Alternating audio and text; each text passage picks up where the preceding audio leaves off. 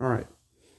Now that you understand the Rubik's Cube, you understand the colors, you understand the sides, the center that makes the color, the center piece, the middle pieces, and also the corner pieces. Your very first step in solving the Rubik's Cube is getting the cross. So we're going to choose the color white to solve from. And this is an example of what you're looking for. You want to have the whites solved and correctly placed. For the first step, we're just going to worry about just putting them into their locations. Now, I'm going to mix the cube up.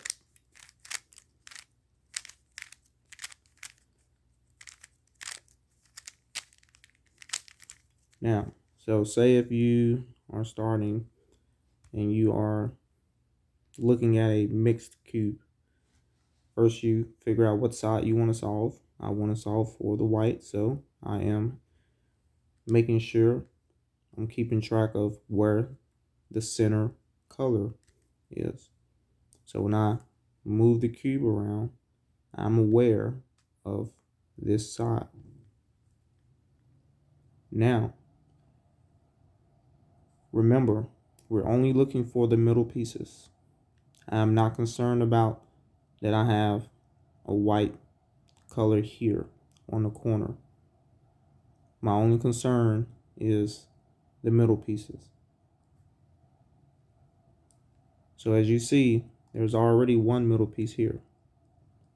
So we have one of the four. Now, the locations of the white pieces are going to be in particularly three different areas. You have the top side, which we have one here. Then you have the bottom side, which you have one here. And then just the side itself, which you would just rotate the cube around. And you see you have one here, the middle piece. And then you also have another one here. So for the very first thing is you identify what do you have on top, which you already have one. And then you look at the bottom. I have this one. So how would I solve this? How would I get this up here in order to add to the one I already have? Very first thing you do is locate it here with the understanding that I am still aware of this top side because this is the side I'm focusing on. So no matter where you move the cube around, you want to stay oriented to the side that you're working on. So easiest way to solve from the bottom is to do a front turn move. So if I go front, left, and then do it a second time, I now have that piece that was at the bottom at the top. I'm going to show you again. I want to get this to the top. So all I'm going to do is take the cube. I have my finger here and thumb, and I'm going to turn. And I have it. That's the easiest way to solve from the bottom. Now, here is a situation you may come across. What if you have your piece at the bottom and then you go to turning and you're starting to lose a piece? That's something that we're trying not to do. We don't want to lose any of the sides that we already have. So what you can do is rotate the bottom, and knowing that you're going to do a front turn, you just rotate it to where you know that it's not going to interfere with a color you already have. Just like that. And that is the easiest way to solve the bottom pieces. Now let's work with the sides. The sides, you want to pair them up into two different ways.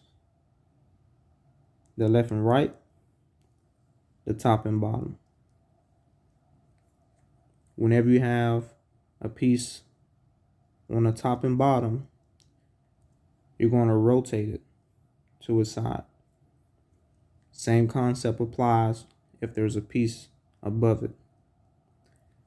You want to rotate the bottom. Now I'm going to rotate it. The front. So it was once here. I'm rotating it to its side. And now I'm able to bring it up.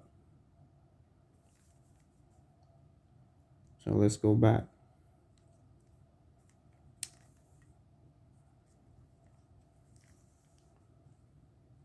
So I want to put this up here without losing what I already have. If I rotate it to its side, I'm losing a piece.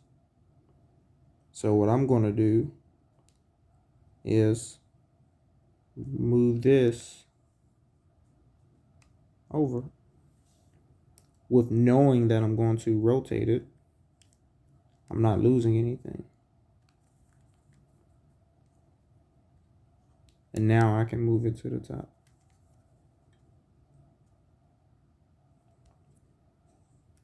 Then you move over. And now we have one on the side. Again, I'm not worried about this corner or that corner. My concern are only the middle pieces. And here I see that there is a white color I can use. The only move that these two sides require is one move up. So if I want to get this up here, all I have to do is rotate the left side up. But I wonder if you caught it. If I turn this up, I'm losing a piece. So what I need to do next is move the pieces around until I know when if I move this up that I won't be losing a piece. And there you go. Now, let's review the different sides again. So, if it's here or here, it only takes one move to bring it to the top.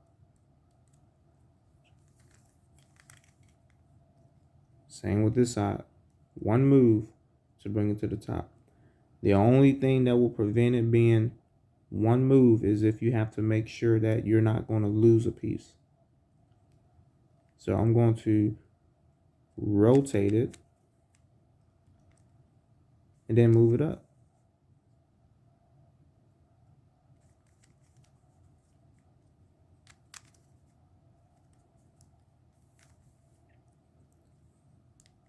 Same thing in this situation. All you're really doing is you're going to rotate it to its side.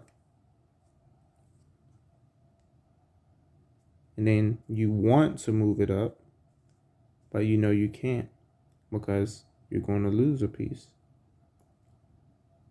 So you move the top until you know that when you're moving this piece up, you're not losing what you are more concerned with.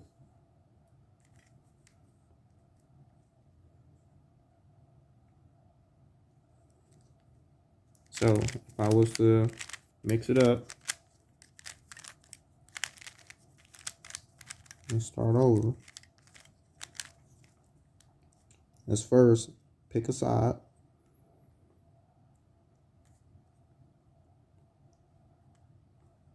Here, I don't have any on the top. Let's look to see if we have any other pieces at the bottom. We do. So, knowing that my orientation is up here, how will I get this at the bottom up here? I'm going to do a front rotation. Front left, front left. Now look at the bottom again, and I see this piece. Again, understanding that my main concern is orientating towards the side I want to solve. I'm going to do two fronts, front left, front left. And now I have two middle pieces. Let's see if there's anything else at the bottom. No. So I'm going to go to my sides. I have one here. Whenever they're on the left and right, it only takes one move in order to bring it to the top, with the understanding that I don't want to lose what I already have. So if I know that when I turn this upward, everything on this side will be lost. Everything on this side